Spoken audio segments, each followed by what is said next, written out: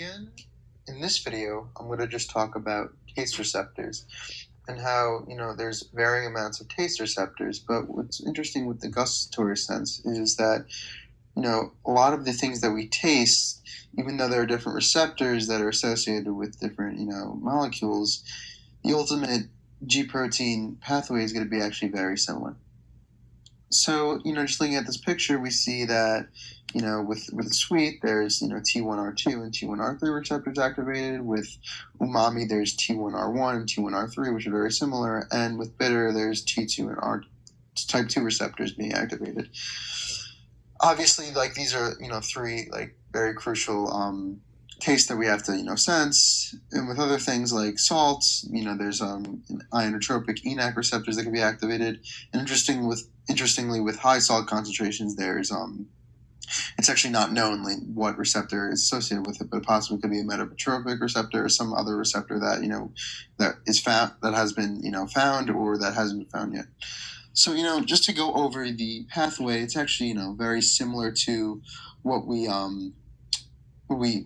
did previously with olfaction and vision and just the whole lecture regarding metabotropic receptors. But what we have here is we have a stimulation of a G protein, and this leads to a dissociation of the alpha subunit from the beta and gamma subunit.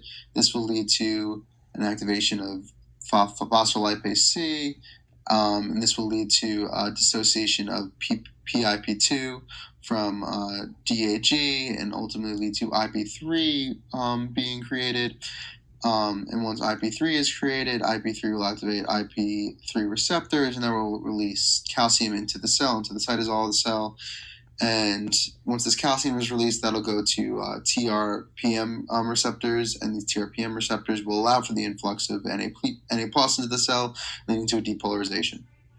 So, like I said before, what's the G protein complex is the exact same for a lot of these different molecules that come in, whether it be sweet or umami, which umami is, sense of amino acids, but it's just a different class of receptors. So with the bitter, it's type 2 receptors, whereas with sweet and umami, it's type 1 receptors. So now I'm going to just talk about, evolutionary ways that receptors can be lost. So if we look at, let's say, carnivores. So with carnivores, they're obviously mostly eating meat. So they're going to need those umami receptors, those T1R1 and T1R3 receptors, the combination of the two. However, they're not going to need the sweet genes, right? Because most of their diet consists of just eating umami related stuff, amino acids, proteins, and that type of stuff. So over time, with mutations and stuff, it's selectively advantageous for these carnivores to continually have these umami receptors, but not the sweet receptors, so they get lost.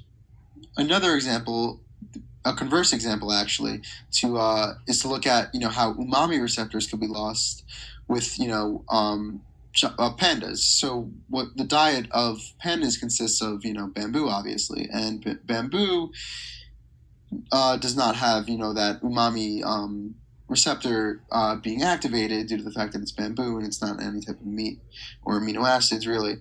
So over time, again, with mutations and stuff, it kind of just fades off these umami receptors, and eventually, pandas will not have the pseudogenes that code for these umami receptors. So it's just very interesting to see how, over time, evolution kind of selects receptors that are needed based on environmental changes and such. Thank you.